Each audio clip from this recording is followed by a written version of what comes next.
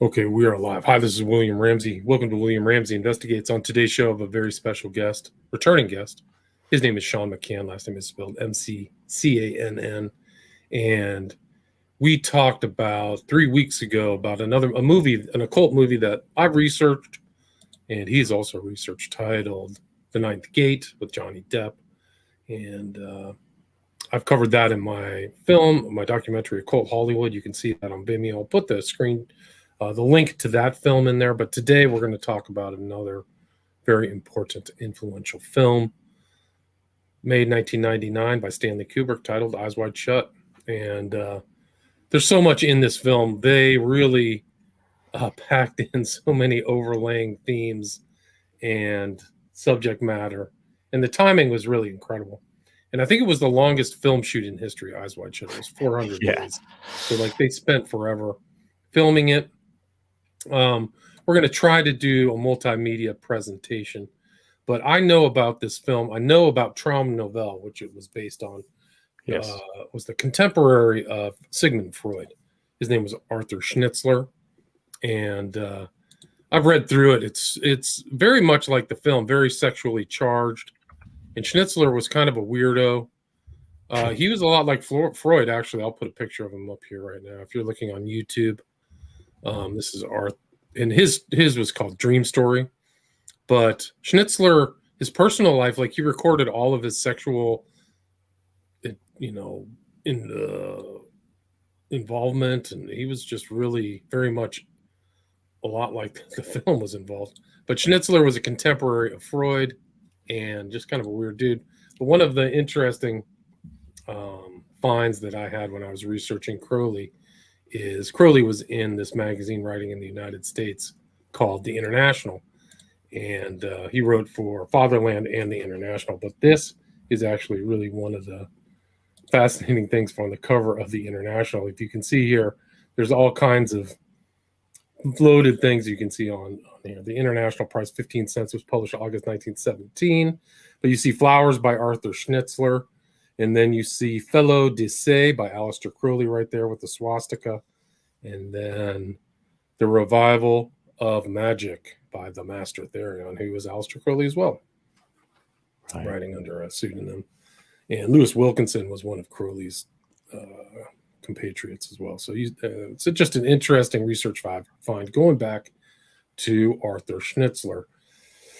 And I mean, people know this movie because of the infamous kind of occult sequence in it, the elite occult sequence, the occult ritual. And but there's a lot more going on in this film than just that. It's super occult. There's all kinds of occult symbology in the film, some known, some unknown.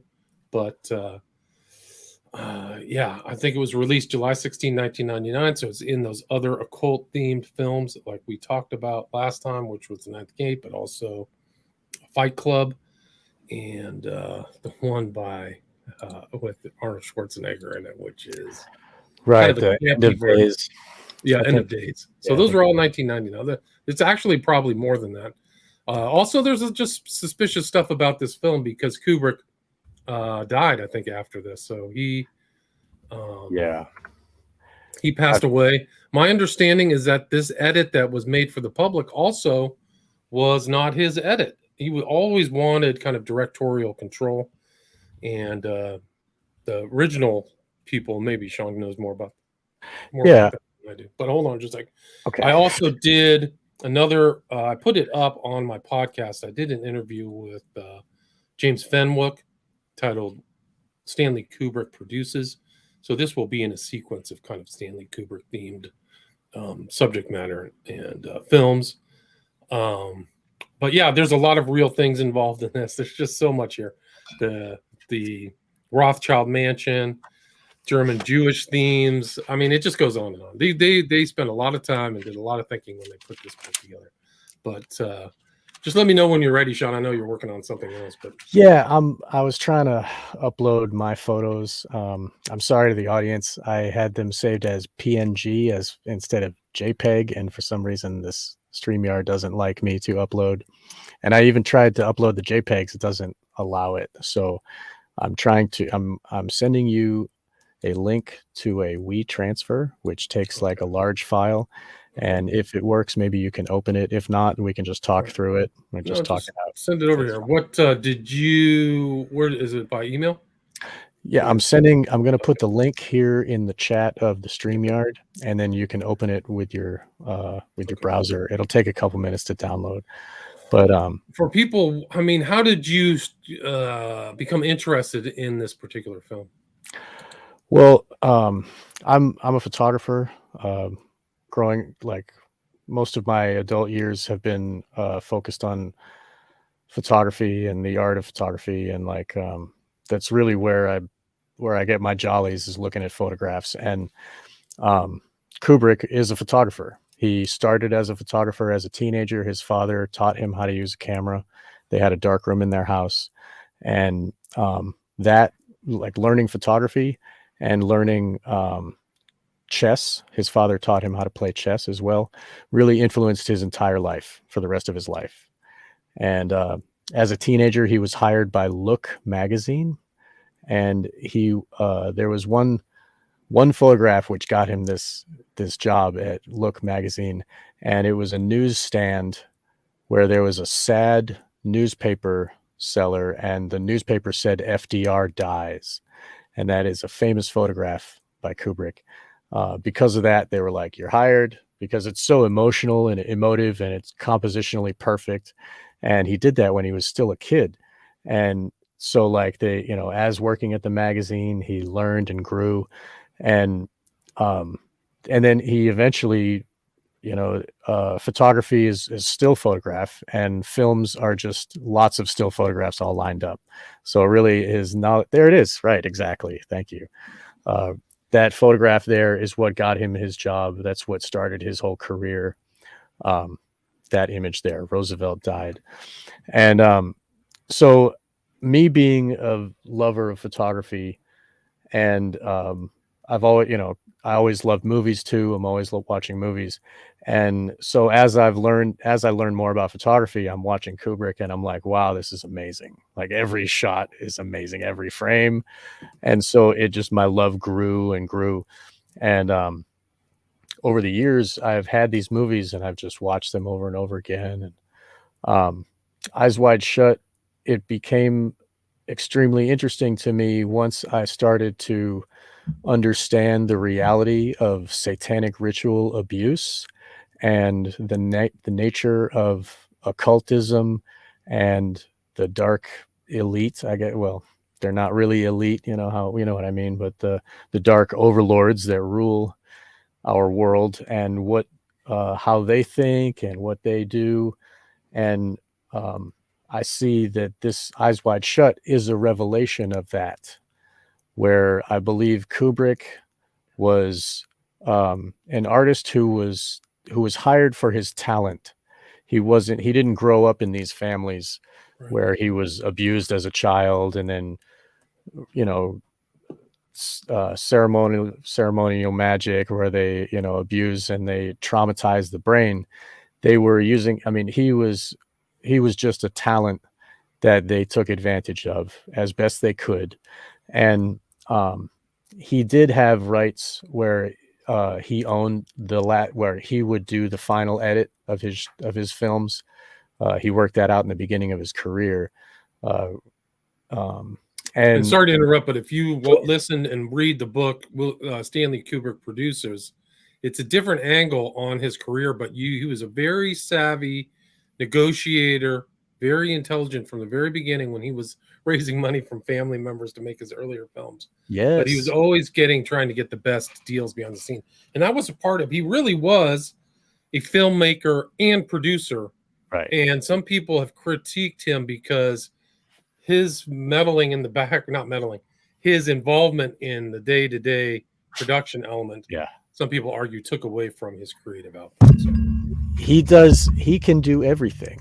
He can do the lighting, he can do the editing. Like, they're just there to help him, really. I mean, he really is an auteur. He knew it all. Right. Yeah, and he was autodidactic. He learned it all himself, and he wanted to be thrifty.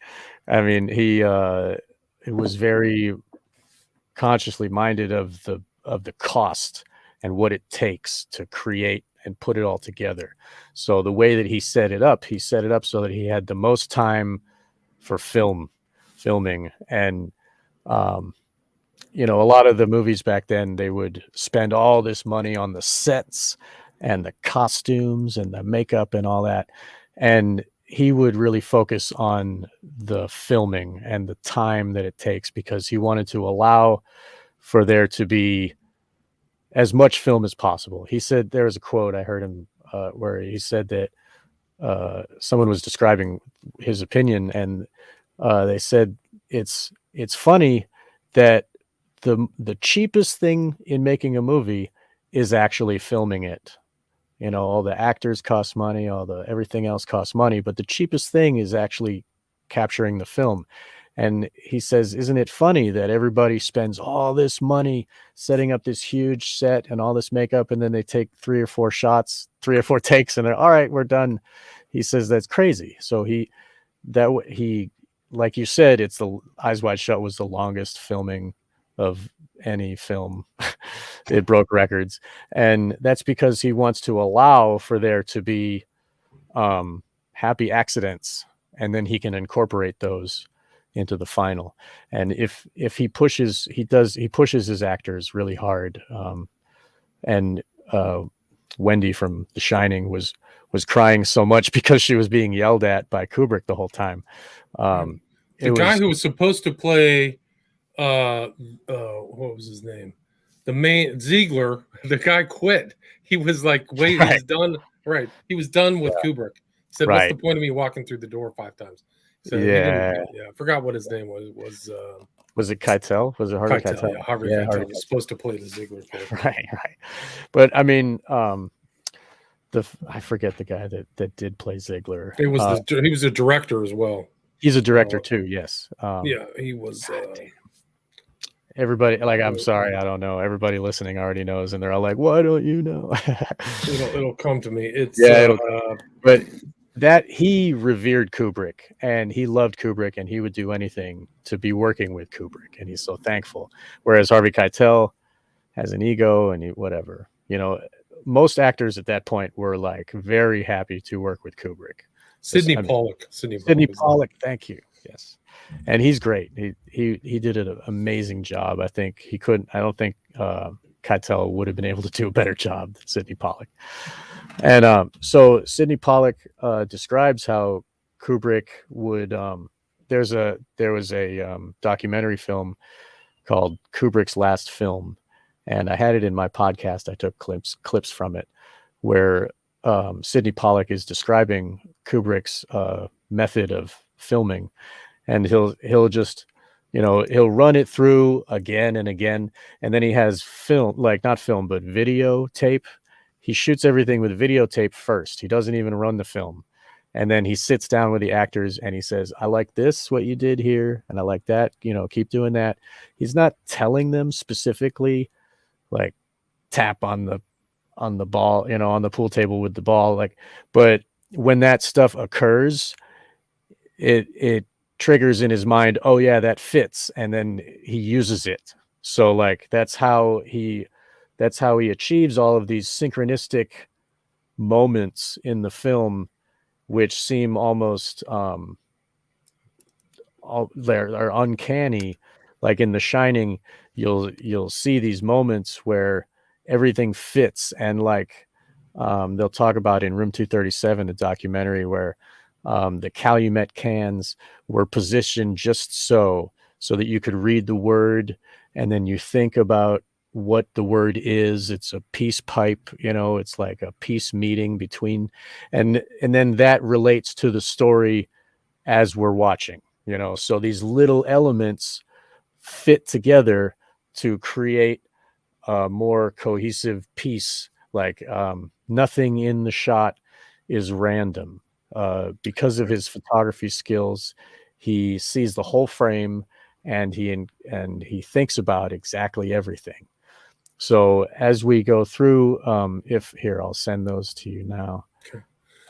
But you just see that progression through his films. So Eyes Wide Shut is meticulous. Like everything it seems intentional. There's nothing in the background. It's clearly a set piece in a lot of those places, whether not in the main mansion, but even on those streets, it's clearly like a film lot, right? So the streets are a soundstage. And there's like one clip where they run like a green screen behind Bill Harford, and that is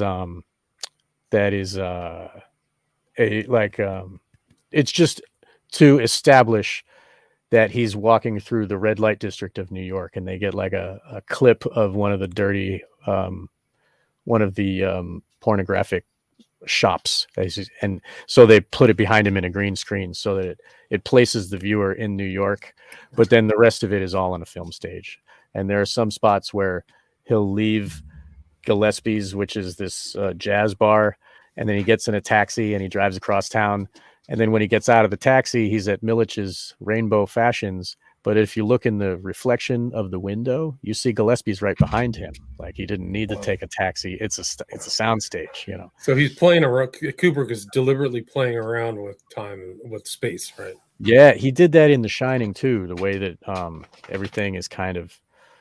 I mean, I suspect that with Eyes Wide Shut, he did that for cost purposes, because like you can only have so big of a sound stage.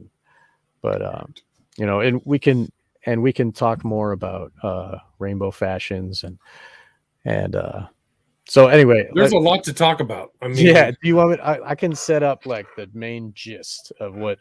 Yeah. So what? Send me your images. I mean, I have tons of stuff too. I can show clips of the end. Okay, I see the link here. Okay, I can show clips of the end. I've got all kinds of screenshots. Good. So I can. I even have the timestamps of what each screenshot is that I put in there. So like we can walk through with just the timestamp, but that might take a while for you to bring it up and to find that spot. It's easier to just click through. I tried to make it easy and have a bunch of images prepared. I'm sorry that this. It's okay. You know, yeah. So the main gist of Eyes Wide Shut, what Kubrick is telling us, is not just the elite are a bunch of perverts. You know, what he's really doing is telling us what the elite are doing when they're being perverted. Like, everybody knows they're a bunch of perverts, right? Everybody knows they use blackmail, and you know, we all know about Epstein and that whole thing. But Kubrick is actually showing us what is happening. It's kind of, you have to really look to see it, but it's all there. So basically, the opening shot, the very first opening shot of this film, is a photograph of, well, it's moving pictures, but it's a scene of Alice, the main character, Alice, and she is between two pillars, and she is disrobing from her black dress, and she lets it fall to the floor. This is it right here, right? Let's see. Oh, I hold on. Let me show that. Sorry. Okay, that's fine. Let me try this. This may actually kind of work, because I can actually pull up some of these. This is it right here, right? Is that the opening scene? Okay. Yes, it is. Yes, it is indeed. And this actually, I learned that this was added to the film after Kubrick died, which is weird. So there's the pillars, right? So very Masonic. There's the pillars, exactly. The two pillars. And you'll see that she's standing across from a looking glass. She's across from the mirror, and that mirror has an open door. It's so like her name is Alice, and you can go through the looking glass, right? And if you see in the reflection, the curtains almost take the space of a person. There's empty shoes there at the bottom of the reflection, whereas her alter personality is standing there in those curtains. Like it's showing us there's other people. Like, so this is immediately when I look at this, I'm like, oh, Alice in Wonderland. Oh yeah, that's SRA programming. They use, the elite use that to layer in programs for satanic ritual abuse, trauma-based mind control. I have all your pictures, so they're all working. Good. So you can Beautiful. Yeah, you can see at the top 000037 is the timestamp, and I got a little okay. So okay, this is the opening shot. She's between the pillars, and she's Alice through the looking glass. And then if you see the two tennis rackets, the tennis rackets relate to courtly love. Like love is related to tennis because of the score, and is played on a court between two people.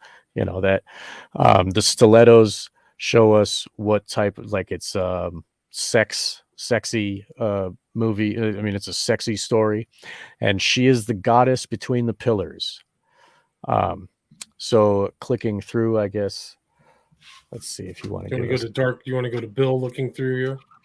Yeah, See, we'll skip next over the Bill. naked one. Yeah, the next one is Bill. I'm gonna skip the naked one. Please. Yeah, I understand it's on YouTube. So the next one is Bill is in the dark. So she was illumined in the light between the pillars. Bill is in the dark, and he can't find his wallet. He doesn't understand. He's ignorant, and this is setting up his character. He is a in the darkness, right? He starts off in the ignorant. darkness. Very good, right? Yes. Makes sense. And let's see, moving along. They're walking around. They don't know the babysitter's name. Yes, but it shows that they have kind of like upper middle class. Yes. Kind of environment. He's a doctor, right? So he's not part of the elite. So he doesn't know his babysitter's name. He doesn't even know the name of the person who's going to take care of his daughter. That is right in the very beginning. He's so ignorant to taking care of his family that this is going to play into the future. Like, he doesn't even understand what's going on. He's so self-absorbed.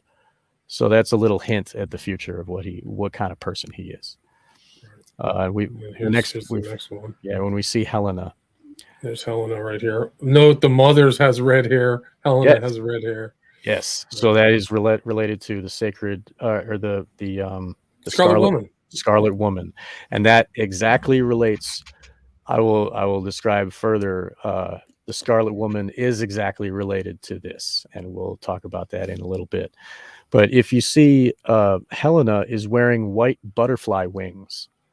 So this is showing the butterfly is related to the human soul, and it's related to SRA Monarch trauma-based mind control, because the soul goes through this treacherous torture, and then it comes out the other side as a butterfly, where they think this torture gives certain enhancements to the victim. They can torture them and cause them to have photographic memory, cause them to be not tired. They can program different things physically and mentally into these victims. So, so the butterfly is the final stage of the larvae, pupae, and the butterfly. So it goes through that transformation, right? Exactly. Metamorphosis. Gotcha. And the word monarch was chosen because the children of trauma-based mind control victims are predetermined. They're predisposed to dissociation. So the mother that has been abused will make a baby that will more readily dissociate. It's a genetic memory thing. Much like how monarch butterflies, it takes like 4 generations for them to get to Mexico from Canada. And how do they know where they're going? It's like genetic memory. So that's why they give it that name. Wow, that's crazy. So that's why they attack the children of the victims. So it's like a cycle. Like if you read Kathy O'Brien, they stole her kids. If you read Bryce Taylor, they stole her kids, and they use them in the cult just like they use the parents. So that is a hint as to what's going to happen to Helena in the future. If you understand SRA, then this movie makes total sense. So here, it's incredible. This is all layered. There's layers on layers in this film. It's a lot about relationships, sexuality, occultism class. There's a lot of things going on. So Very anyway, much so. And other pieces of work are used to illustrate themes and ideas in this. Much like here, we see that she asks if she can stay up to see the Nutcracker. And if you know about the Nutcracker is Tchaikovsky's first opera or only opera. Well, anyway, it's Tchaikovsky is from the same place that Nabokov is from, the guy who wrote Lolita. It was played as a dual. It was played with another play at the same time. It was released as two. The first was the Nutcracker, and then the other play that it was released with was called Iolanta. And Iolanta is kind of reminiscent of Lolita, the way that it sounds. And Iolanta is about a maiden in a garden who this man stumbles upon and falls in love with, and she's blind, and like she doesn't know she's blind, and there's a lot to it, basically. But it plays into the theme of Christmas. So they're playing the whole Christmas theme is throughout this whole film. Christmas and then not Christmas. And it's a fascinating backdrop because the Christmas theme's there, but there's no Christian theology or anything else in this film except for the representation. So it's almost like he's saying something about how artificial yes, it's a goddess worship. Traditions are, Right. So like the we'll get into that later. It's Inanna worship, and it's like Inanna, Ishtar, and we'll get into that when we get to the party. We're almost there. I mean, they're gearing up to go to this party, right? Yes. So they're leaving her to go to the party, and she asks to stay up to see the Nutcracker. And also about the Nutcracker, there's pedophilia laced into the film or into the story of the Nutcracker. Like the Nutcracker is about a pedophile uncle who gives a Nutcracker doll to his niece, and he's mad because she falls in love with the doll instead of him. And then she falls asleep. She gets whisked away to this magical land where dolls are people. They're alive dolls. And if you think about the ritual space, they're all wearing their masks in their robes. They are living dolls. So, and when you themes overlap, wow, that's incredible. Yes. Yeah. And when you go to Milich's shop later, he says, "Looks like alive, no?" And he's talking about the costumes and his mannequins. And it's like, again, these living dolls, you know? So that she wants to stay up to watch the Nutcracker. And so that relates to maybe that's what in her mind when she's in her altered state personality, and she's doing the rituals and she's being brought and traumatized, she dreams of being in this place where there are living dolls, right? So moving on, this is the next picture. So we have Alice and Bill entering the party, and on the wall behind Alice, I framed it so that it's right around her head, is the star of Ishtar. Ishtar, Inanna. Inanna is a Sumerian version. Ishtar is a Babylonian version of the same goddess. And Ishtar is huge. Ishtar is Venus, and it relates to the underworld. Like Inanna traveled into the underworld and then was brought up again out of the underworld. She was there for 3 days. Much like the Jesus idea.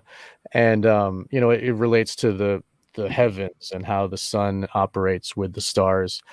And so all of the Lucifer, Venus, all of that stuff of today all relates to Inanna goddess worship of the past. So she is the queen of heaven. The first emperor that ever ruled an empire said that his name was Sargon of Akkad.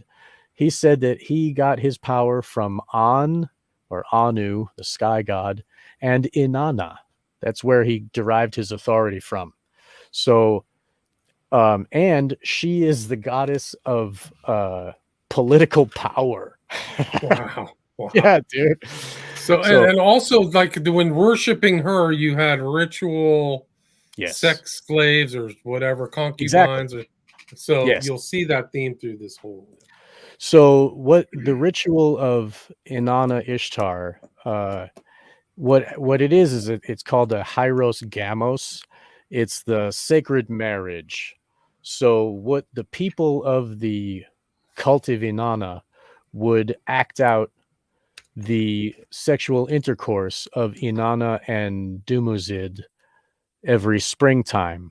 And that's what Easter is. Ishtar, Easter, is about Tammuz being released from the underworld. He's doomed to the underworld for 6 months out of the year, just like the Persephone Demeter myth of the Greeks. It's the same, but for Mesopotamia, where it explains the seasons. And every year, Dumuzid is released from the underworld, and then when he consummate or fornicates with Inanna, that releases fertility on the land, and that is the reason spring happens according to their religion. So the high priestess of Inanna's cult would take on the role of Inanna, and the king of the land or whatever, or the high priest of the land, would in a ritual have sex together, and this would be the beginning of spring, basically. Right. So you have the magical coming together, sex magic, that representation. And some people have said that, like, there's a building of energy up to that, and this whole film is one big building, because there's never any completion to the sexual act. Right. And at the end, the last word that they do is they say, yeah, we should do this. I want. But the last word. It's interesting because it's not, let's not make love, like what, two married people might say to each other. Right. But it's part of the whole theme of the whole thing. Exactly. It's the theme of the whole, and it's a subtext. But once you decode that, the whole movie, it makes a lot more sense. Right. Yes. So, I mean, as I'm learning more about SRA, I'm learning more about what the reality of what things are, and then I watch Kubrick, and I'm like, holy crap, this is all there. It's all there. It's all so there. Yeah. All the SRA stuff, all the mind control stuff, dissociation. It's all in this. It's in this film. Yeah. Yes. In 1999. So you can see Ziegler is totally enamored with Alice, and then in the next shot, bricklayer, by the way, German translation, bricklayer, Mason. Really? Yeah, Mason. You're telling him. You're telling him. That's right away. Interesting. And well, later on, there's the spiral, the Masonic spiral staircase is right in the back. So with the statue of Psyche. So Kubrick again is putting it all in the frame, right? Right. Putting it all layered in the frame. And it's the woman having intercourse with an angel, like, and they think, and they're in their mind, they think they're better than the rest of humanity. There's that whole social Darwinism idea where they think they are the angel class, and they reach down into the, so anyway, they know they're better. They don't think they're better. Yeah. They say they're better. I don't know if I agree. I'm just kidding. Yeah. So now she's asking, do you know anyone here? She's checking to see if he even understands what's happening. She is his handler. She's like, do you even know why they bring us here? He's like, oh, I'm making jokes. His ego is like, oh, they love me. I'm here because I'm great. And so some of those later ones here are going to have some nudity. I'm going to warn you. But I won't play the nudity, but it is interesting. Like, having these relations. Why are we here? Why does Ziegler invite us? There's like all this mystery. Like, we don't belong here. Exactly. And he's like, oh, well, I'm a servant. I do house calls. So that's, so basically she is the reason they are there. He thinks it's him, but and she's making sure that he doesn't even catch it. That's the subtext. Ziegler is monitoring the Scarlet Woman / Yes, MK Ultra Slave. right. Well, the Ziegler, I think that he just doesn't want to give up. He loves her so much. He just wants her all the time, and he wants her at his party because it's just like old times when she used to be at the party. Now, here you see, right, it gets deeper because she says something really strange in this whole thing. We can get into that later, but she has a dream where she's at the cult ritual, but is never shown at the cult ritual. Sorry, right? So and I'm kind of getting ahead of you. Sorry. There was a TV version of the Schnitzler book. I think it was Traum Novelle. Yeah, there was a TV version of Traum Novelle, and in that she was at the party. She was wearing a mask. The wife was at the party. Gotcha. So like that is kind of related. And I didn't get screenshots of that, but Kubrick made exact references to that version of Traum Novelle. Like she's reading from a green book, and like she, and then the green book is later in Eyes Wide Shut. It's like there are exact visual references, which I should have gotten. I didn't even think of that, but yeah. Anyway, so like Kubrick is weaving lots of different things in. He's taking the Nutcracker. He's taking the other renditions of Alice in Wonderland, right? Alice in Wonderland theme. Yes, and also Nightingale. We'll see later. Nightingale relates to the myth of Philomela, and where a woman is raped and tortured and wishes to turn into a nightingale, a bird, and anytime, even like in Shakespeare, from the beginning of time, anytime an author uses the term nightingale or refers to nightingale, there you see this character's name is Nightingale. So Nick Nightingale, right, and he so a nightingale sings at night. It sings its most powerful song right before the dawn, and so like this, the nightingale sings a sorrowful lament because it's trying to tell everyone how it, like in the story of Philomela, she gets raped and tortured, and then her tongue is removed and her hands are removed, much like the Shakespeare play Titus Andronicus, and so that she can't tell anyone about her plight of what happened to her.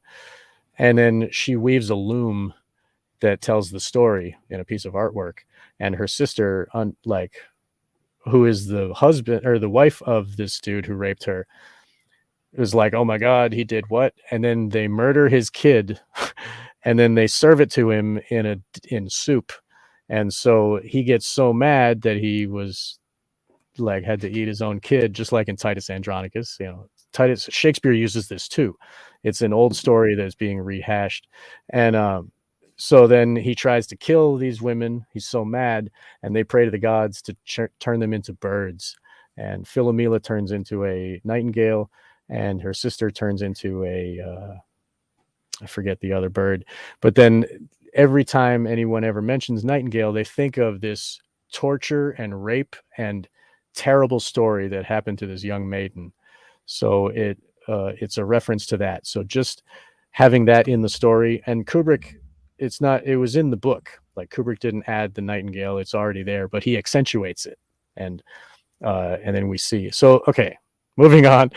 Next. There's a lot there. I mean, this is like an aggregation of so many myths and backstories. Yeah. He's putting it very, very richly within the kind of mythological framework of the West. So. Exactly. And thank you for allowing me to go through it. Yeah, no, take your time. It's just dumping on. You can go for 2 hours. I don't care. Awesome. This is great. So, so when she walks into the bar, immediately once she gets away from Bill, she goes and grabs a full glass of wine, champagne, and she guzzles the whole thing all at once. And then she walks to the bar, and then she holds the glass under her chin. So that is like it's showing us that she's reverting back to her prior programming of party favor girl. So as we will see later, that there are plenty of young models that are just giving themselves to the people at the party, and Bill finds 2 of them. We'll see later. I see that, right. Yeah, so she is reverting to her prior programming. She's not with Bill anymore. She is by herself, and all of a sudden that kind of bubbles up again. And so she's standing there with her drink, and that's like an advertisement. She's like her face over the drink. So this is a gentleman at the party notices her.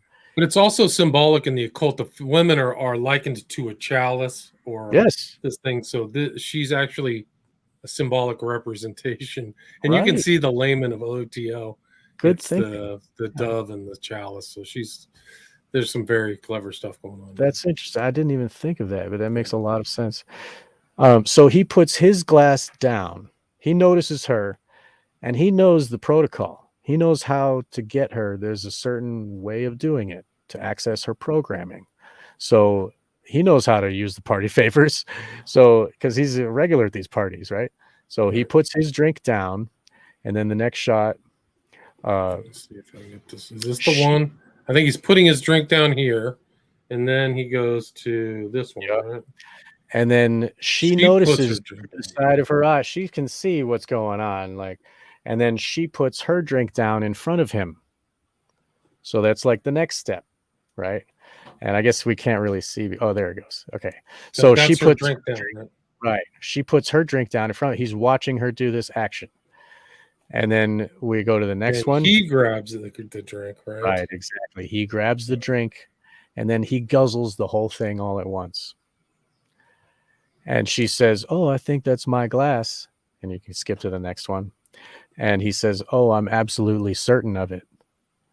He knows what he's doing. And she says, "Oh." And then as he finishes that guzzle, her face changes and she smiles. Like in the next one, you'll see.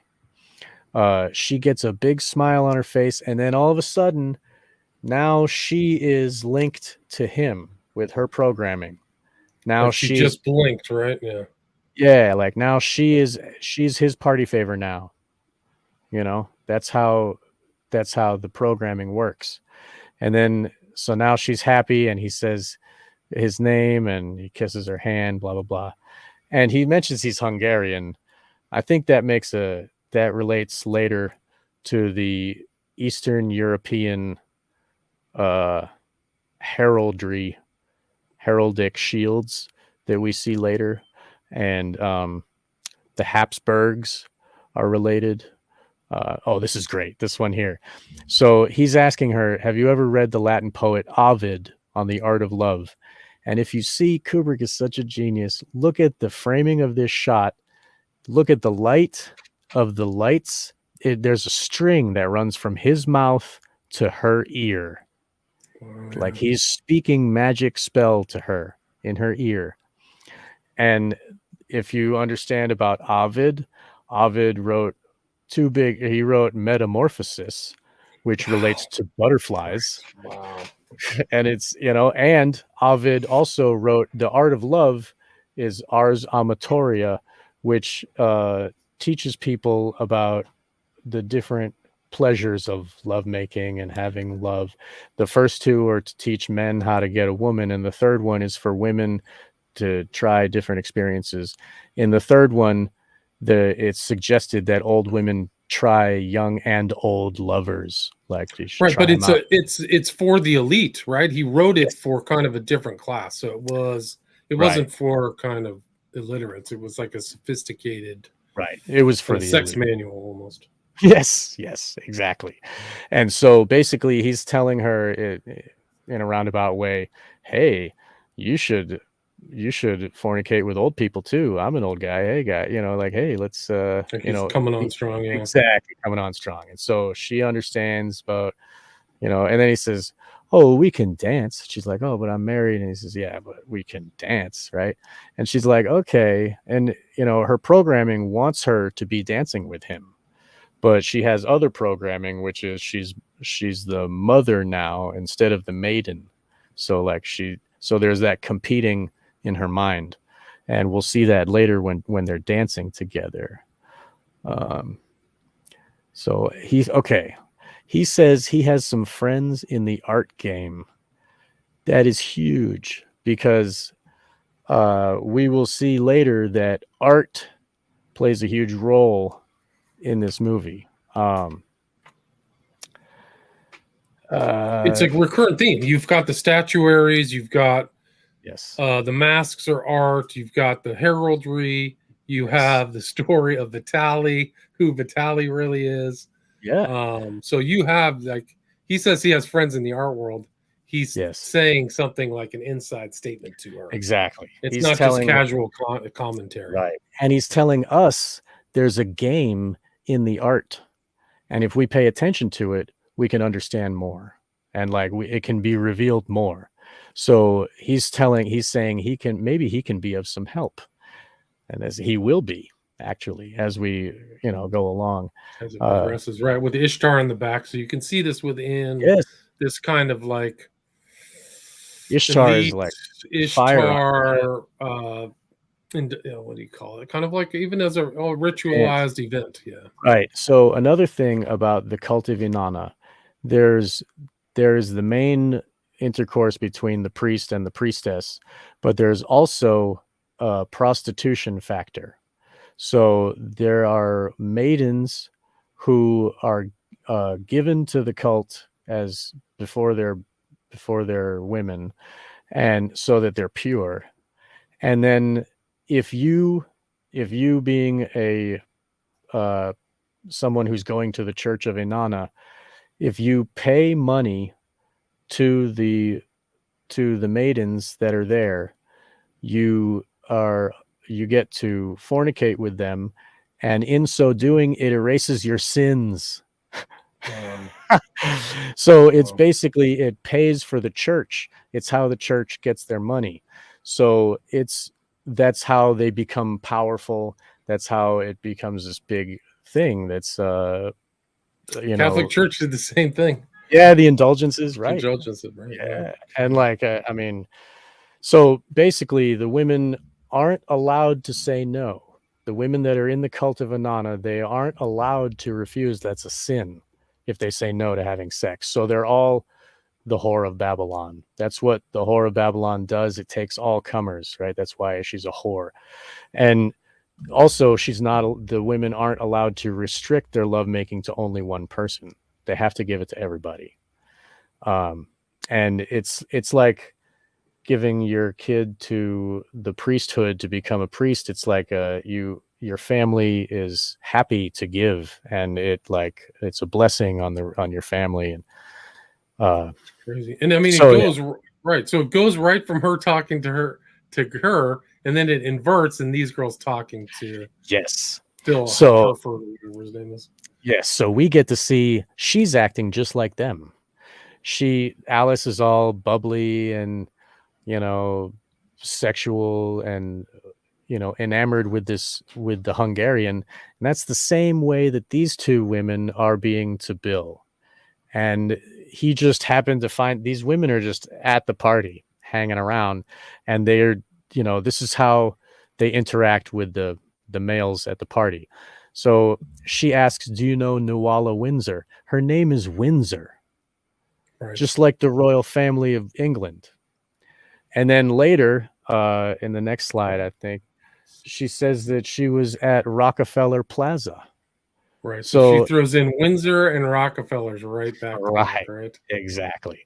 So that's telling us who they are. And then now this is the next one. Let me go back and see if I can find this Rockefeller one. Okay, that one is 1047 00 there we go.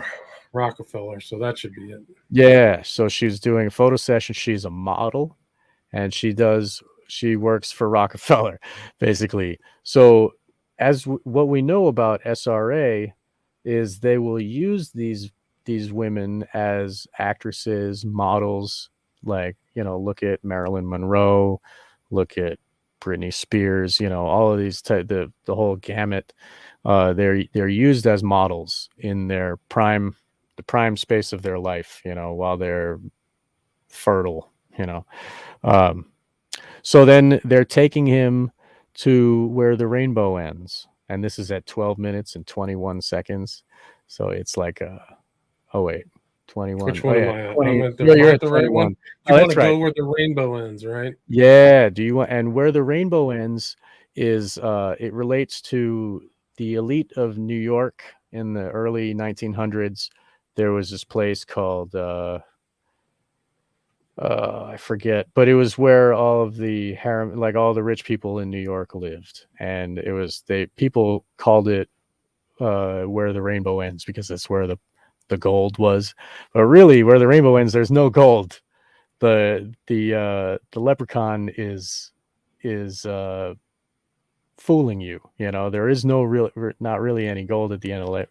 But anyway, where the rainbow ends, specifically that title, those words specifically are the title of a Christmas book from 1911, and it's an English book, which the English people would read it, and it would be like it would bolster their national pride, because one of the main characters was Saint something. Shit, I gotta find it in my notes. But he had like the Templar cross, the white with the red cross, and he would show up and save the day. But basically, in this book, it's about children that lose their parents. And where the rainbow ends is a book within the book that these children read in this library, where there's a magic carpet, and they ride the magic carpet to the place where the rainbow ends to find lost loved ones. Where the rainbow ends is where you find lost loved ones. And that relates exactly to what's happening, because Helena is kidnapped at the end of this film. Right. So Helena or she walks away willingly. I mean, it depends Yeah. how you want to interpret that. Right. They're programmed to do. It's very important, because right in the next scene, right, they walk by her abductors / Exactly. Yes. whatever. And in Room 237, which is a documentary about Kubrick and finding interesting, things layered into Kubrick films, this was floated as one of the theories that the two gentlemen at the base of the stairs here, under this statue, are the same two gentlemen that are in the toy store at the end of the movie. And we've got screenshots of that too that we'll show. But they do look very similar. I'm pretty sure it's them. I'm pretty sure too, but I can't really. It's tough with the resolution. I need to have like better resolution of my film. But anyway, moving on. So Ziegler is pulling up. She's nude in the next one. You might not want to do this one for the YouTube. But if he's going upstairs, he gets called upstairs by Ziegler. These guys are with their wives. Ziegler was with his wife earlier, right? Right. And then he's upstairs in front of nude artwork. Yes, that we can talk about that one. So like we'll 001331 is just the painting. It's not the naked woman. So the 1331 full frame Paula 6 months on red. So the name of that painting, it was painted by Christiane Kubrick. That was his wife. Stanley's wife. Yes, she's a painter, and all the paintings in Bill and Alice's home are by Christiane, and the film or the painting here, that one is. This is Sidney Pollock. I know which one. I'm not going to show it. It's too lurid. Okay. So I'll describe it. It's full frame painting, and it's a naked pregnant woman on red pillows. So it's called Paula 6 months on red, and so the red relates to the naked woman in the chair right there under the painting. So it's like it's mirrored right there, And then it also relates to further in the movie, there's a red carpet where sex happens, and the women, the maidens at that party, are being impregnated. That is the idea. That's what is happening at the ritual. They're being impregnated. And in that shot where you're looking up and you see Ziegler's face in front of this painting, his lips are directly over where the pregnant woman, if Ziegler wasn't there, her vagina would be exposed. But instead, his head is there and his lips are where her vagina is.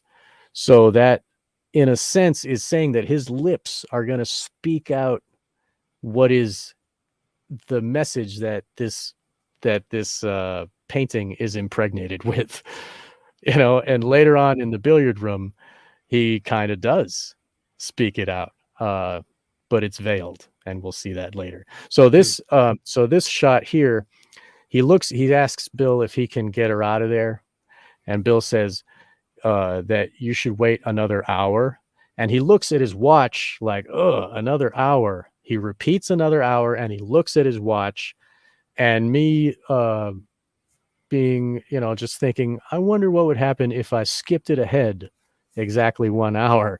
And if you skip it to 1 hour, 17 minutes and 49 seconds, that's the moment when Mandy at the ritual in the mask is kissing Bill in his mask. It's that. So Mandy on the couch right there. It's Mandy, right? Yeah, it is.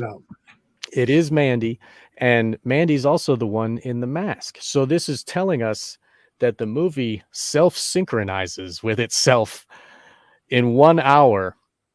And if you stop it like any of the important points, and then you skip it ahead 1 hour, it relates to what you're watching. It's crazy. So if you skip ahead 1 hour, you'll see the ritual scene. And then if you skip ahead another hour after that, it's Bill and Alice at the toy store, I think. Wow, crazy. So it's all. So he has all those very important things sequenced. He calls them non-submersible units. So Kubrick is known for having a contempt for narrative. He doesn't. He's a photographer. He's making images, and he makes movies like a dream.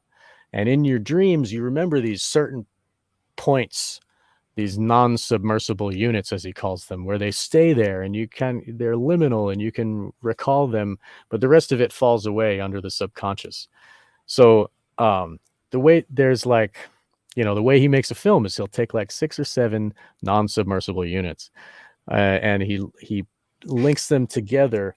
And then, so this shot here, this is Alice and Helena at the breakfast table.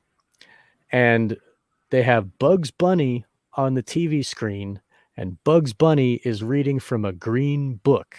And if you look right in front of Helena, she's reflected in the cover of a green book. And on the cover, on the spine, it says How the Grinch Stole Christmas. Right. Helena is stolen. But that also relates to The Shining. There's a scene in the beginning of The Shining, and that's in the Shining file, if you wanted to bring that up. Shining screenshots. Yep. So they're having dinner too, right? They're having breakfast also. And they're at the breakfast table. And Mom is reading also, and you see they're at the breakfast table, and he's watching Bugs Bunny at this moment. You can hear him. Doesn't he impersonate the rabbit during? Yes, he does.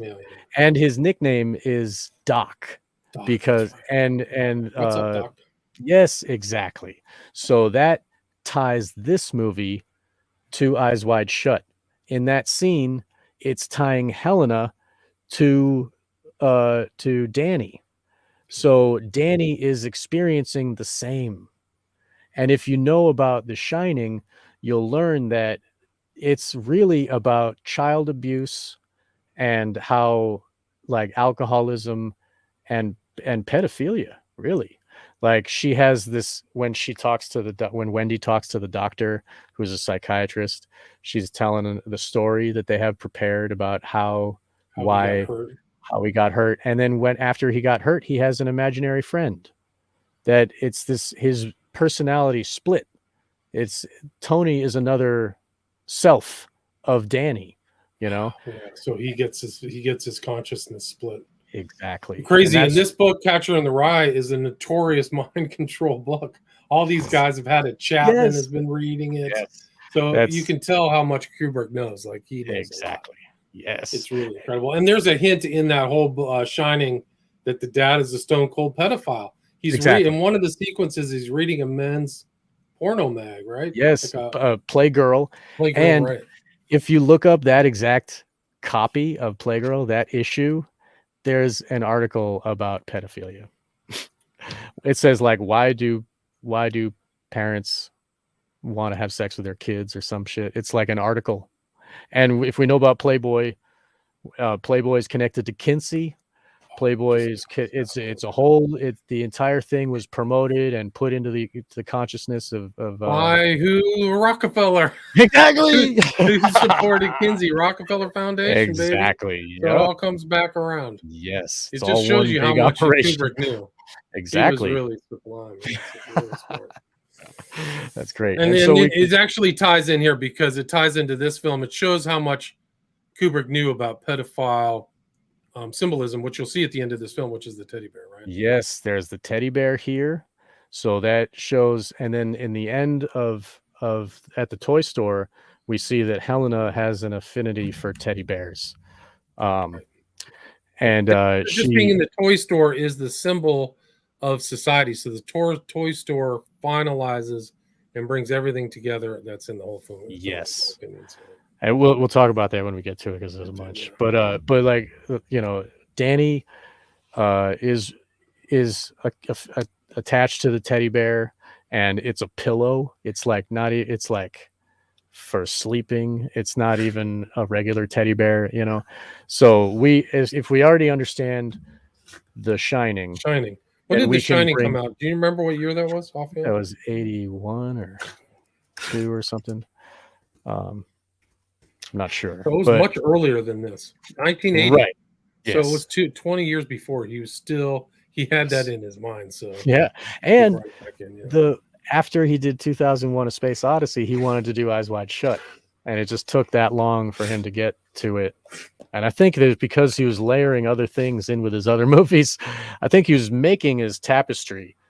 I think you're right. Yeah. His entire career relates to itself. It's a big chess game, and he's not unique in that sense. But I think because he had such a wide, knowledgeable frame of reference, it plays out much different than any other kind of director.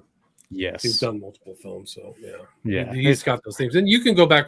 I mean, we haven't got to Lolita, so you can see Lolita to Shining to Eyes Wide Shut. Pedophilia. Right. Oh, yeah. It was after Lolita he wanted to do Eyes Wide Shut. Sorry, it wasn't 2001. After Lolita, he was going to do that. And Lolita, I mean, they were like, how can you make a movie about Lolita? Like, just him making a movie is such a big deal, Okay, that's a good one here. This is Alice is literally grooming Helena. And if you look behind her hand in the drapery, they're upside down green stars. She's like right at the point where her hand is holding and she's grooming it into her hair is Satanism. It's the symbol of Satanism. And then if you look at there's a painting which looks almost to be painted by Helena. There's a panda bear on the wall. And if you know about extreme pedophilia, panda is related to that because the extreme sodomy. Don't have to get into the whole details, but right. It's really it makes brutal. Their eyes go black. Super brutal. But they had that panda theme in the Pizzagate Instagram pages. I remember that. They they knew what it meant. It's so freaking sick. Exactly. And just like in Lolita in the very beginning, he knows what ping pong tables are all about. He puts a ping pong table in the middle of this rich, ornate person, like ornate rich person's It's home. out of place. Yes, It's out of exactly. place for a normal person. Yes. And then For he somebody even else, yeah. right. And like I took a screenshot of that too, where he says, "Let's play Roman ping pong." You know, so like it's really deep. So this is so yeah, it's so sick. Kubrick, yeah, having this stuff in here makes me think the rumors of Kubrick being a pedophile are more true. Well, them. I mean, Because this is pre-internet type stuff. This is yes, right at the blooming of beginning of the I internet. think that So he you would have was. had to have gotten that information. I think he was witness to it, and he knew about the information, and I think that he didn't agree with it, and that's why he's exposing it here, and I think that's why they killed him, because he is exposing it. And if you look at, I mean, after Lolita, maybe he takes his whole family and like he moves to England.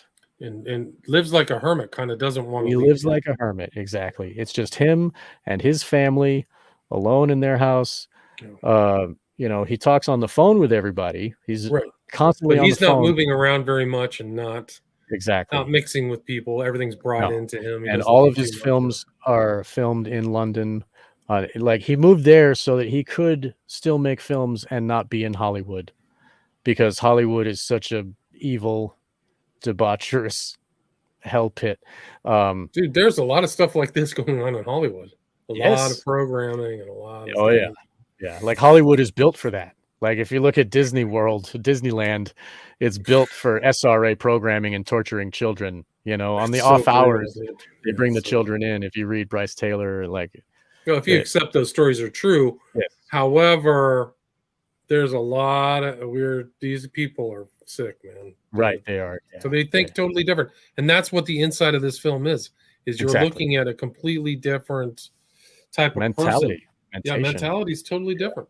Right. The elite in the world are totally different. They have a completely different culture than the workday people. Exactly. Exactly. And she's just looking in mirrors the whole time. So Alice is looking through the mirrors just the whole movie.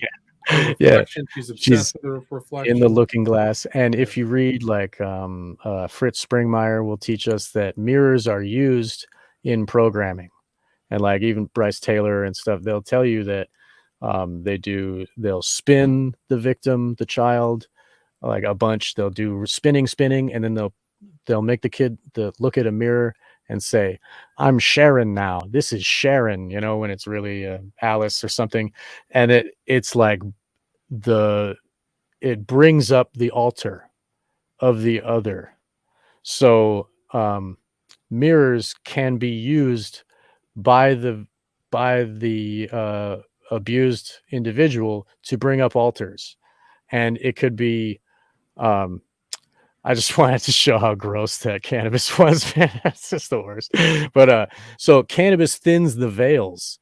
Like that we've learned from, like, that's why cannabis is illegal. That's the elite hate cannabis. So when a victim of SRA programming smokes cannabis, it makes the walls between the partitions between the minds become thinner, and then the subconscious can bubble out things that are meant to be held down. So that smoking cannabis is like the worst sin for a SRA victim. The owners of the victims definitely do not want them smoking cannabis. It's because it loosens breaks down kind of the barriers that are built up to programming, right? Exactly. Yes. So then she's asking about those two girls because she knows what those girls are. They're party favors. She knows that they're hookers, and you know, it's the cult of Inanna with all the prostitutes, and they're, you know, making fertility. Like it's Christmas is the beginning of the sun. You know, it's like, so they're adding to that fertility. So they do it every year, and like, and also the Nutcracker is a Christmas play, which is always played at Christmas. And and I forgot to say earlier about how Christmas, the fact that the Nutcracker has children in the play, and it's the first or opera or you know, musical or whatever that has children. So all of the ballet schools use this, the Nutcracker.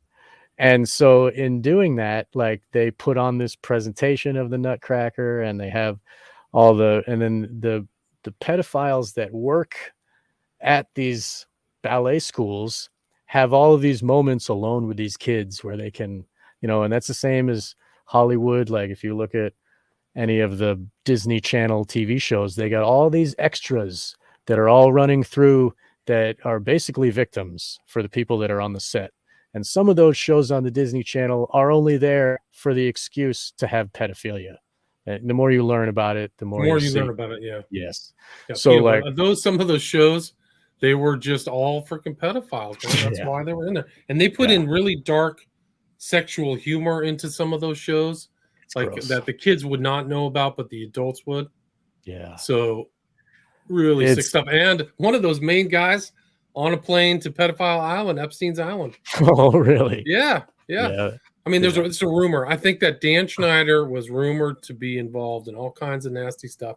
They shut down his Nickelodeon. I don't think it was Disney, but there were rumors about that guy, and all those shows were dark. And he was supposedly on one of the planes to Epstein Island. That makes total sense. Yeah. And by chance, this stuff is real. This stuff is real. This is just what the average person doesn't see. Exactly. But it's still happening. And you just said the word Nickelodeon. Do you know what that is? Do you know what a Nickelodeon is? I thought it was like some kind of machine or something like that. Yes, it's a machine. It's a booth. It's a jerk-off booth where you go in and you pay a nickel.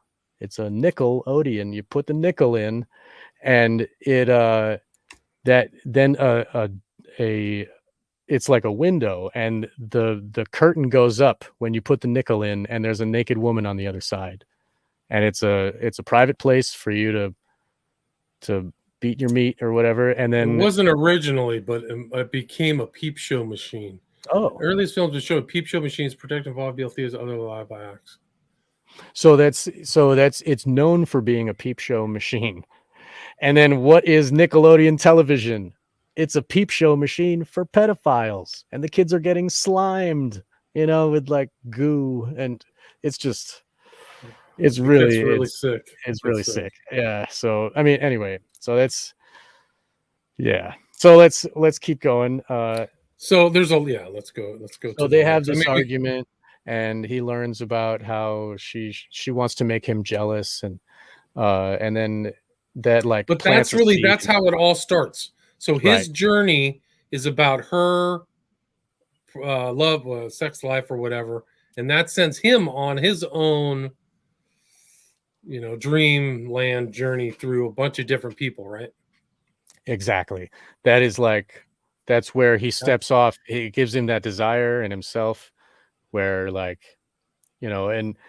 all the viewers, the regular viewers that are in marital relationships can all relate. That maybe there was this time when you maybe thought, or you could, or like you want to get back at somebody, or so that's how all of the regular viewers can relate to this film, and it's just a story of a couple who is having a rocky patch, and it's just understanding the dreams and the desires, but there's obviously there's more to it. It's part of it. It right? is The Fidelio, the exoteric. the theme of fit, right?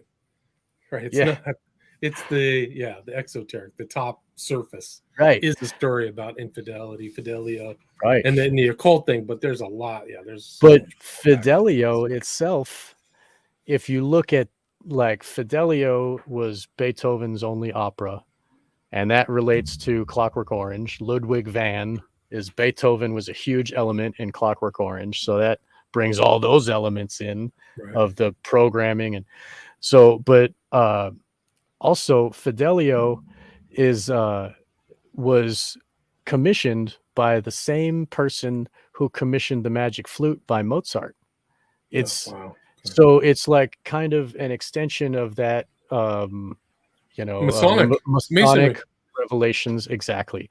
And Fidelio, what happens is there's an anarchist named Florestan who is kept as a political prisoner. And then his wife dresses up as a man guard to go into this prison to set him free. And if you think about it, if you loosely think about the themes, that relates to Ishtar, who goes into the underworld to release Tammuz. And it's like the same story kind of, and the same thing where Mandy goes to the ritual space. She's like down in the underworld, and she releases Bill from his certain death. That, it's basically folding in Fidelio, and it folds in these other elements of Inanna as well. This is the same story, just told in a different way. This is his version of telling the goddess myth of going down in the underworld. And it's also a description of the lifespan of all of these whores for the elite. We get to see Helena is the baby, 7 years old. And then we see Lily Sobieski is the pubescent one who is being used as a prostitute. And then we see the hookers at the party, or the models. And then here, this hooker, Domino, is another one. I think she's in the cult too, but that isn't really, Right. it's just hinted at. It's not over. Yeah. Right. And so these Domino, by the way, is another name for the masks, right? So the masks that they use. So right. she's like a mask too. And so that's placing her name as Domino means that she might be one of the masks. She has masks on the walls of her bedroom. Yes. She has tribal masks, like African tribal masks. And if you, just before we get off of this one, you'll see that her jacket is the Masonic square and compass. If she's zipped up, there would be the square going up, and then the compass coming down from her neck, that blue line.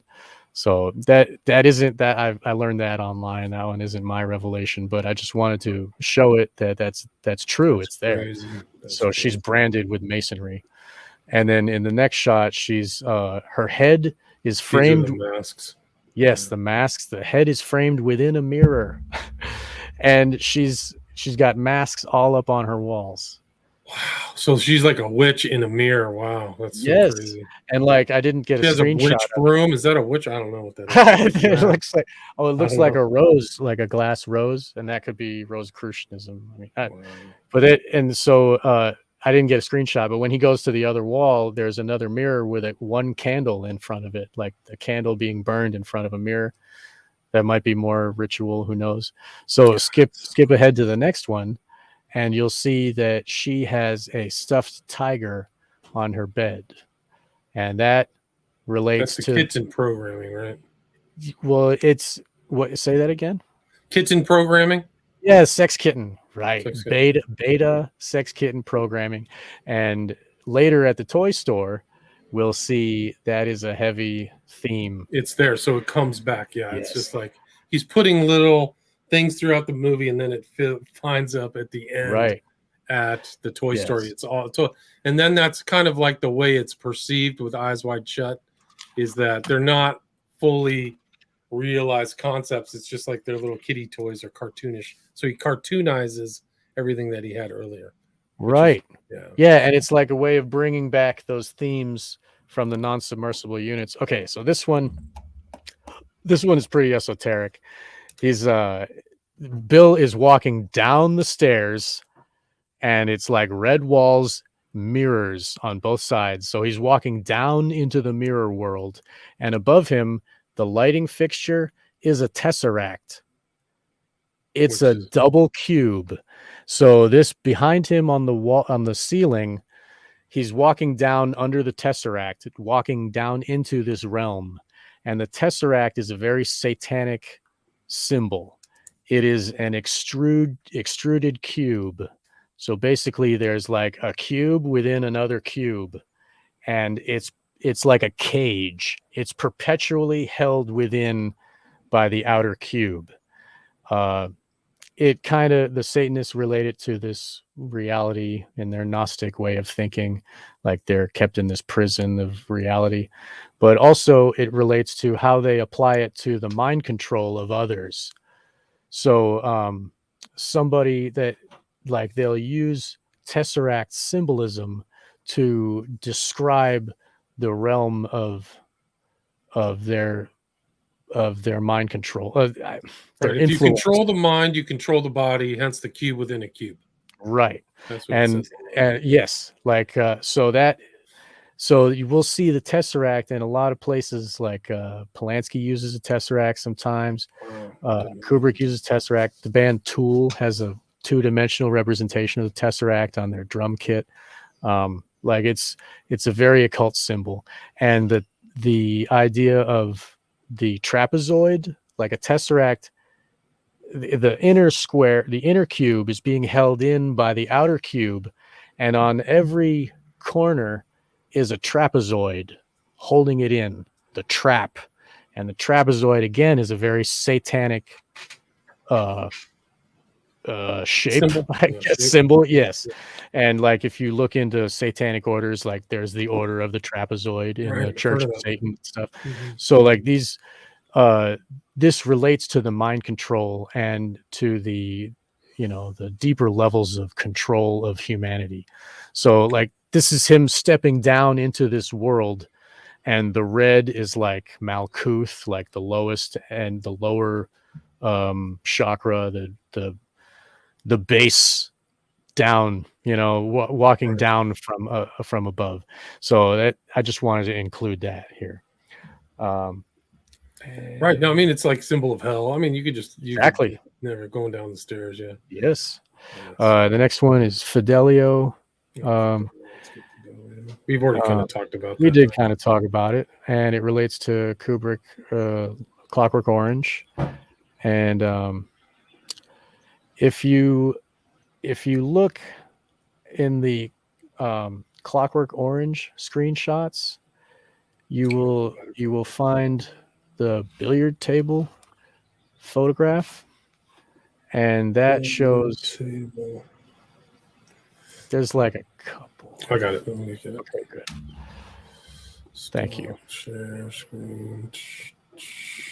Sorry, it's so hard. I wish I had. No, I got it. It's all good. Okay.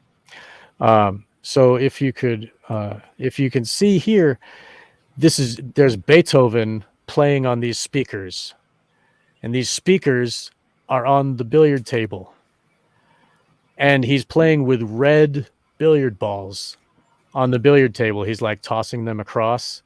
Yeah, it's and a then, snooker table, I think. Yeah, but yeah, and if you look, and a snooker is to be snookered is like a term in English to be like, conned, you know, worked. yeah, conned, exactly. So the gentleman behind the table is looking at the artwork, and you see on the artwork is the maiden. I can't tell if that's Inanna, but maybe, you know, he's looking at the painting. That's the bodyguard, right? That's the big tough bodyguard. I believe so. So. They work for the guy at the table, Right. who's the rich writer. He got beat up by Alex DeLarge, right?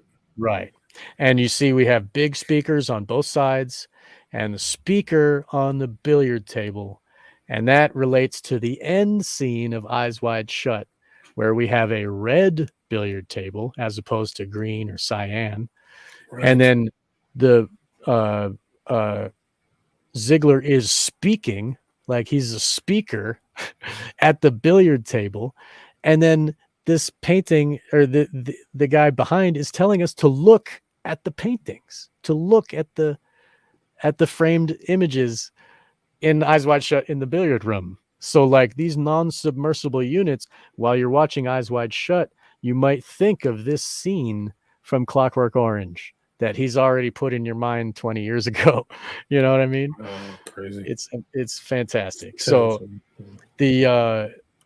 so that is where, so the Beethoven is like the power that sends Alex out the window once it makes him want to kill himself. Right. But it's also what sends him into other stuff too. Like he has his relationship with women. He beats his friend when she's singing Beethoven, right? Oh, right. So Beethoven is very key to Clockwork. And the government uses Beethoven, I think his ninth or whatever, along with, and they play that along with the ultra violence on the screen while they're like dropping water in his eyes, and he's like held down, has to watch all the Yeah, the violence. Ludovic method is what they called it. Yeah, The mind control. Ludovico. So yeah, so he's like he's keyed into this whole Exactly. coercive control, mind control theme. Totally. He knows it all the way back to Clockwork Orange before Yes. The Shining. Exactly. Yes. And so I mean, from Lolita, of course, like, because he's friends with Arthur C. Clarke, Right. and that he got, that guy's a famous pedophile, and he moved to Sri Lanka so he could do that to little boys, You So can have a lot of those stories were suppressed. So if yeah, you get my book, Children of the Beast, if you're listening, you can go. I had saved all of those things where he admits to being at a pool, a ping pong place, paying kids, and that was his thing. That's why he exactly. was there. You could have access. Yeah, there is actually, I have a if we could share screens, I could show you, but Arthur C. Clarke used to have a show called Amazing Stories or Yeah, something, yeah, where he would talk about like ancient aliens, basically. right. And there's one episode where he opens, I think it's like episode number 9 of the first season. He opens the show with him playing ping pong with a little, like an 18-year-old Sri Lankan boy. Wow. And he says, "This is my partner." Wow. So he's doing the inside joke too.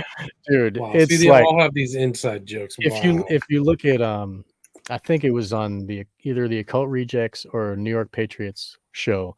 I did an episode where I explained that, I showed that clip, and there's at 17 minutes exactly, he's standing, and you can see behind him that on a checkerboard pathway in the Get distance out. behind him, there's a guy standing with his arm like his chin on his arm, and like the rest of his hands in the square, so like it's an advertisement for Freemasons saying, "Hey, this place in Sri Lanka where I live, Colombo or whatever." You can get lucky or whatever with little kids. Yep. And he says, and like Arthur C. Clarke is in the front of the photograph, and he says, "There may be something very important behind this." And like, as before it clips to that, it goes, "Oh, well, reading the tea leaves." And then they clip to him, and he says, "There might be something very important behind this." And if you look directly behind him, you can see the guy. Oh, look at him playing ping pong. Gross. He's playing ping pong with the guy. Yeah. Yuck. Yeah, that's his favorite. Mm-hmm. There are some more. Oh, A nasty. lot of him playing ping pong. Yeah, I should have got some screenshots of that. Maybe the next episode we'll talk about that. Well, I'll send it to you in an email, but I can send you that whole episode so you can see for yourself. Because and so like Arthur C. Clarke, he's friends with Arthur C. Clarke, and Christiane Kubrick, in interviews talks about how she and Stanley loved Arthur's books, and like they would always read science fiction, and they were voracious readers, and he was delighted to work with Arthur C. Clarke, and I'm sure that he was introduced to the proclivities that they have, and I can't say, I'm not him, but I don't think he did. I think that if he was gonna do that, he would have had a life where he would have stayed in Hollywood, where he would have had access to kids, and Kubrick, yeah, exactly. So I mean, the only rumor that I had was from Crazy Days and Nights that he abused the girl who was Lolita. right, That he was Humbert or whatever. Like right, and that's all I've got. That's the only thing that Humbert, the guy that wrote Nabokov, the guy that wrote Lolita, he's a pedophile, and like he was abused. Nabokov was a pedophile. Yeah, like he pretty much I'm assuming because of every one of his books has that as a theme of loving young women, like little women. And in Lolita, she was like 12 or whatever. In the movie Lolita, she was like 16, because you couldn't have her be 12, So Kubrick took his liberties. But in Nabokov's books, it's a recurrent theme happening like in all of them. And he was abused as his uncle would abuse him, and like so there's that cycle of abuse. And but I forget where I brought it up. Novikov. I But forgot it what you were was talking going back whether Kubrick was involved. He knew Clark. They wrote Right. 2001 together, and he kind of shafted Clark and Well, didn't let him put it out of his place. And if you read through Clark's books, they are full of occultism, yes, numerology, all the whole thing. totally. And actually, Kubrick puts numerology into his films. You can go back and Yeah. look at Doctor Strangelove. He puts 93 in there. Mhm. It's called Plothorium 93 or whatever. He adds it right at the end. Yeah. And Well, also in this film, Kubrick puts in a very clever 77, which ties into Crowley's Babylon, Babylon, and you can see that in my take on this film before yours. But yours is definitely I didn't cover any of the mind control. You have tons more information. But my take, I kind of saw the Scarlet Woman, Mirrors, 77s, and they pulled that same stunt in Stranger Things. They do the same kind of funny verbal wordplay and stuff. Right. Yeah, and I think it's because they want, like, they get a kick out of revealing it. Like, if they can layer it in and show the other ones that also know, it's like an inside joke almost. You know what I mean? Yeah. That plus like the mens rea, like the rule of, if you tell them before you do it to them and they don't object, then that means that they like it. And that's their dark morality that they have. So this one is quick. It's just that he's showing his medical board card, but if you look in the window behind him, it says Eros, EROS, like the neon. So it's like that's his destination, like that's his will is Eros, and he's meeting this Milich guy. So we can skip through. But no, it's interesting because if you watch his character, he's constantly bribing or manipulating people with money or his authority. Yes. So you kind of almost see this kind of carnality in his character. And it's like, trust the doctor. I'm a doctor. Trust the doctor, right? Yeah.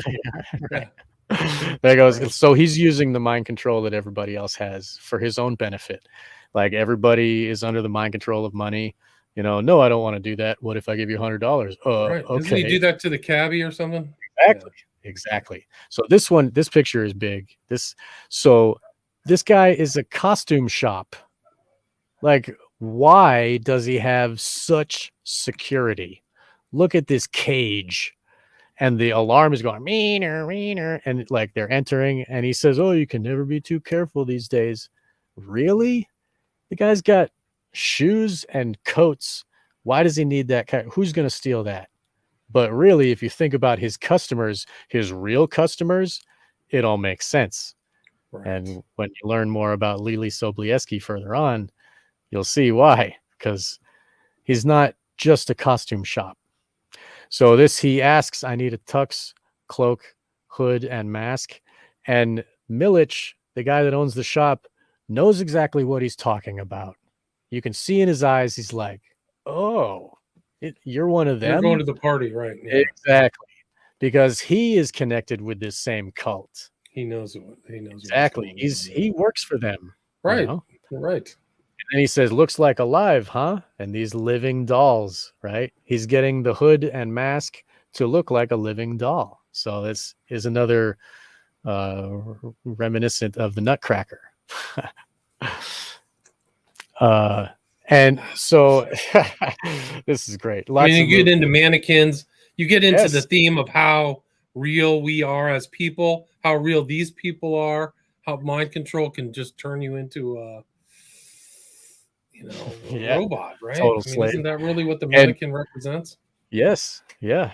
Total like slave to do what you want with it. And earlier you showed the front of Milich's shop. It's number 10 on black. Like, the number of the building, Rainbow Fashions, is 10, and it looks like number 10 in England, the Prime Minister's house. It's on black with the white letters or the white numbers, number 10. And then you see like, Downing Street, right? Yeah, and that is like, and then there's a bunch of mannequins displayed in the window. They're a bunch of like empty-headed, like just wearing costumes. Right? Yeah. So this whole rainbow theory. The rainbow theme goes over. Yes. Somewhere like over the rainbow, over the Wizard of rainbow. Oz. Yeah, and earlier there was the shop that's below the Rainbow Fashions. The name of that shop is Under the Rainbow, and the O is a spiral. So that goes with the Wow. pedophilia symbolism. So, and then Under the Wow. Rainbow makes you think of Over the Rainbow, makes you think of Wizard of Oz, and that relates to satanic ritual abuse programming. Right. So what you just showed now was The other rainbow. the room. Yeah, there's another neon rainbow room. So like this room is glass room, and the it's under the rainbow, right? And then he says, "What is this?" He's looking at cheese pizza, CP, Wow. child There it porn. is. There it is. He's like Like, what Kubrick is this? teaching us. But Yeah. the inside.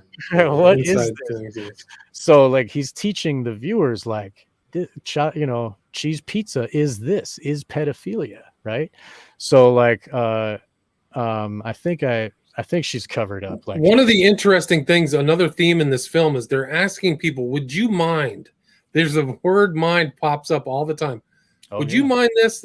Sandor asks her, he wouldn't mind if I danced with you. right. Would you mind? So they're like really focused on kind of manipulating people. Like, you wouldn't mind, right? Like, Exactly. yeah. So you see Everything, that. it's all a suggestion. That's how they work. They Yes. give you a suggestion and they make you want to take the suggestion, and like And then so the Japanese guys pop out, underwear, makeup.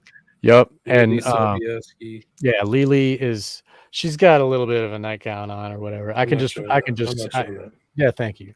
I can just say where we're at here. What is this cheese pizza? He says, she is a child, like, and it's, he's yelling at them, throwing stuff. He's very mad. And then she runs behind him and they're saying, "This is preposterous. She invited us here." And he says, "Can't you see Right. she's deranged?" And if you look at this door has two big locks. Slam, click. Why does it have glass walls and two big locks on the outside of the door? Right. It doesn't make they're locked in a cage. It's so crazy. Dude, this is a blackmail room. That's what it is. That Lily is the bait. She invites them there. Then he catches them there, and then they have to pay money to get free. It's a scheme. So now she's telling him, you need a cloak lined with ermine. Like, you only see that with the subtitles because she's just whispering, but an Right. ermine cloak relates to royalty and like hot peerage of the royal family of Britain and Europe, right? So it's Right. reserved with the heraldic Very elite aristocrats. very elite. But she's telling him it means two different things. It means that you need one, but you aren't one because you don't have one. Right. You're not an aristocrat. Yeah, good point. Yeah, but she likes And him. She's smiling at him. So basically, I mean, that's called, the people used to call the ermine the Napoleon weasel, because like Napoleon's people would wear that, and they would like, and you'd see it like it was the black and white, like on the fuzz, like the black and white fur. Right. So the linings of medieval coronation cloaks and some other garments were usually reserved for high-ranking peers and royalty. And like I said, the heraldic shields had ermine also to signify their royalty. So That's what meant royalty, right? exactly. So he dreamed of the naval officer.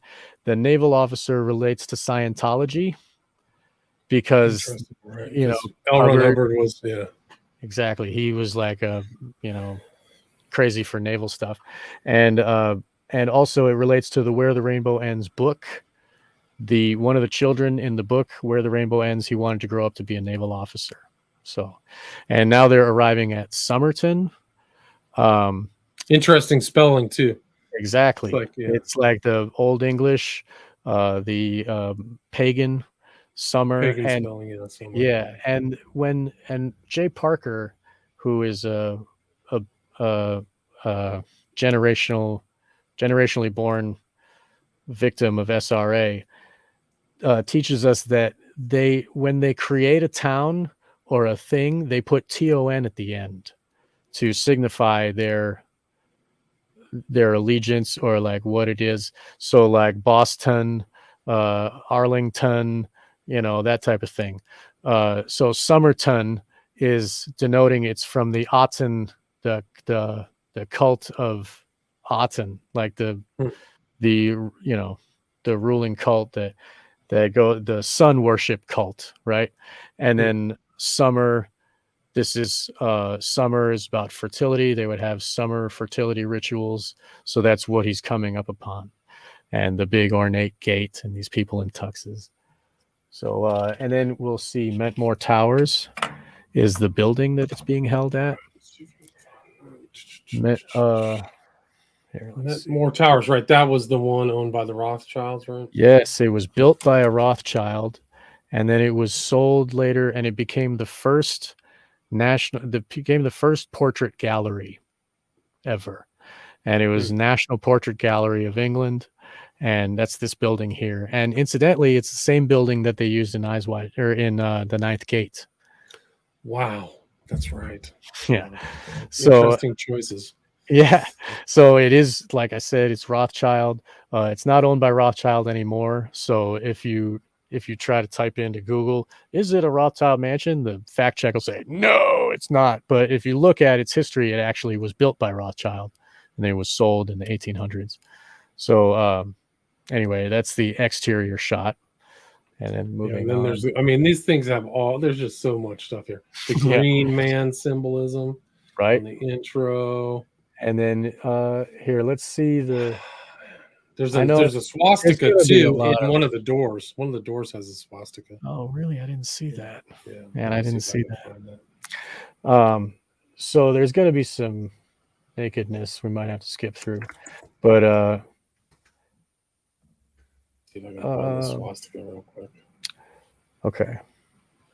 But yeah, no, there's just so much. We don't have to show but so basically I'll just talk through what was happening at the ritual. So like he enters the space and the women they genuflect, they like bow down along with the red cloak character bows, and that's like they're bowing to the onlooking spirits. It's like they're welcoming the spirits. Wow. And then the red cloak bangs his staff, and then they all get naked, and that's like showing all the spirits, this is the vessels that you will be incorporating in. Wow. And then he takes a thurible, which is like an incense wafting tool, which like puts smoke out, like myrrh or frankincense or whatever they choose. You'll take some chunks of resin and light it on fire, or put chunks of resin on a burning coal, and that's what creates that smoke. And they waft it into churches, and Catholics will remember it from mass, but the occultists use it too.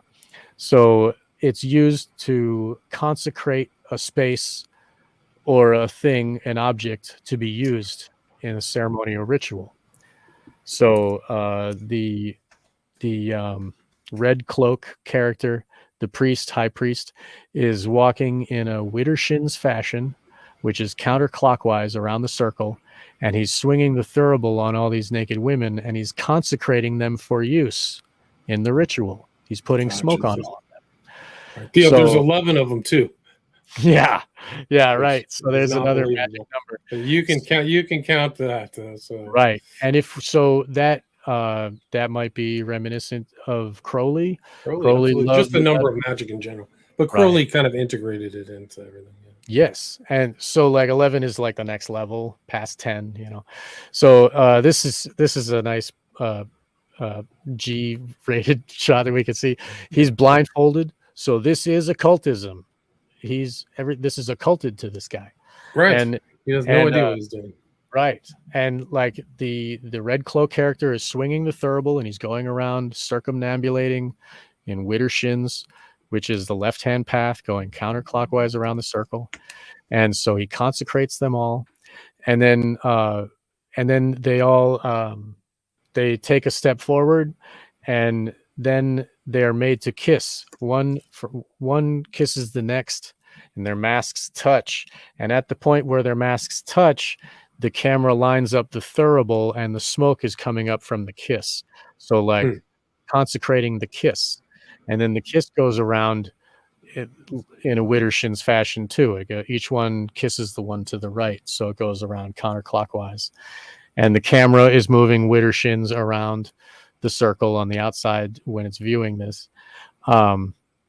So Widdershins is like working against nature, and I kind of spoke about that in the other show that we did, where a sundial, the shadow moves clockwise.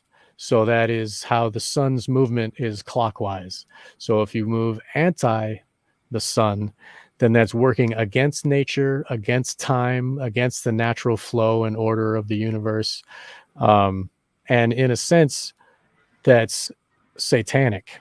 And also, necromancy uses Widdershins movements because it's working against the flow of nature to speak with spirits or the dead. And necromancy also uses low guttural tones like shamanism of the ancient days. And this song that's playing during the ritual is a low guttural groan. Right. And the chant that's being played is a Romanian chant being played backwards. The words that are being said in the Romanian chant are, "And God told his apprentices, I give you a command to pray to the Lord for the mercy, life, peace, health, salvation, the search, the leave, and the forgiveness of the signs of God's children, or of the sins of God's children. The ones that pray, they have the mercy, and they take good care of this holy place."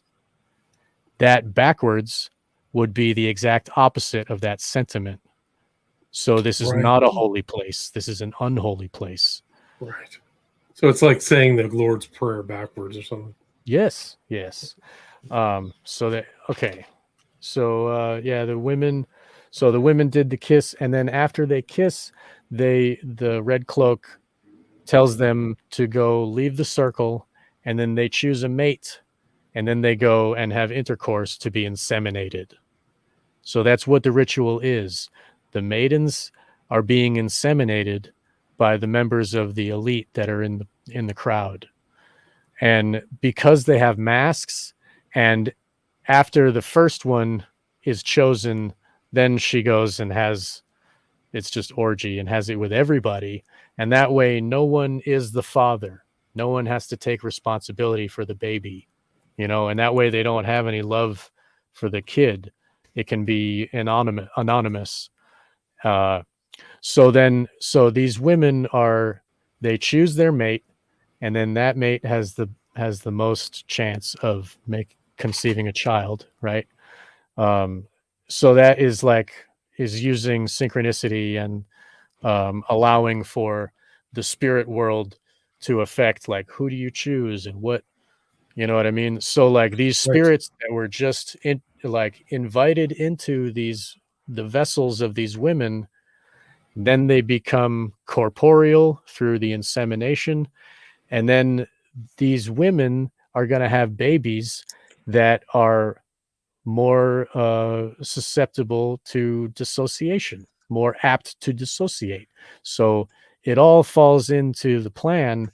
They want to keep these babies for the next round of maidens that come along. Wow. So they're just keeping the whole sex cult going. Exactly. Like the elite rich, they can't just take any hooker off the street, because that hooker will tell the secrets, will expose them, will do all these things.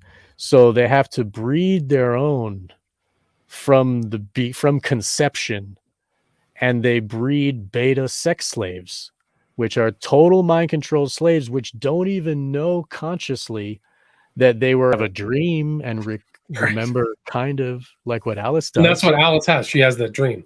Exactly. she had all sex with her. So she was one of them. Exactly. She was one of them. And that's why in the very first shot, she drops her black robe just like they do at the ritual. She's just an older version of them. And she's now that she was impregnated at the ritual, then now she is mother, and that's her new programming to raise the butterfly for them to steal later when the butterfly becomes old enough. So it's like, it's just a cycle. Like they basically, Alice was impregnated at a ritual herself, and then she chose Bill to be the husband and keep a family. You know, she convinced Bill that it's his daughter, so Bill raises it with love, and they have this home that, you know, and then so it's basically like the bird that puts one of its eggs in a different bird's nest, you know, and it's like they Bill's home is just a warm place to raise their butterfly until they're ready to harvest it. And that's what happens at the end of the film. They take Helena. They take her away. Right. She's done. Yeah. She's done at the toy store. Just another toy, right? Toy. Exactly.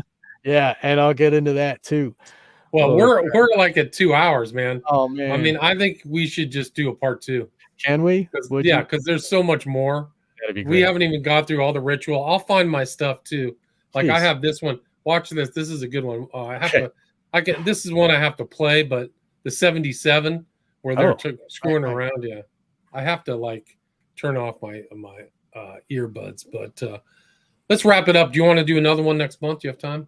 Same time? Yeah, I can do next month, next week, whatever. Yeah, we'll run it back.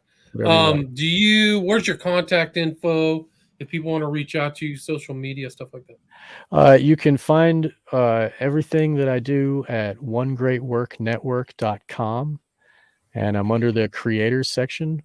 There I have a page where I put like all of my creative works. I did a 3-hour talk about Eyes Wide Shut called Occult Kubrick and the Butterfly Net, and that is it's available. You can find it on onegreatworknetwork.com. Just got to scroll down.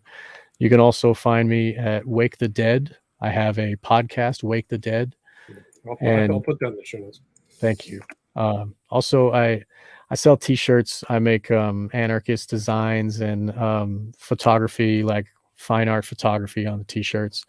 You can find that at storefrontier.com/wake the dead. If you send me that link on the email, I'll do it. So send me your links. So it's again, onegreatwork.com. One Great Work Network. The Dead podcast, and then a shirt. Yes. So and on the One Great Work Network, you'll find an email button. You can click that, email me, or on the Anchor, which hosts my podcast, Wake the Dead. There's a way to email me there too. So I love to hear from people and like hear what they have to say, or any like. Just I like talking to people, and I'm glad that people are listening, and I appreciate you having me on the show. Thank you so much. I mean, this is so super informative. I learned a lot. Like, there's a lot of subtle things in this. Like, you can walk right back. Like, I pick up little pieces from all kinds of different people. So, awesome. Again, it's Sean McCann, Wake the Dead podcast. Thanks for your time. Very good.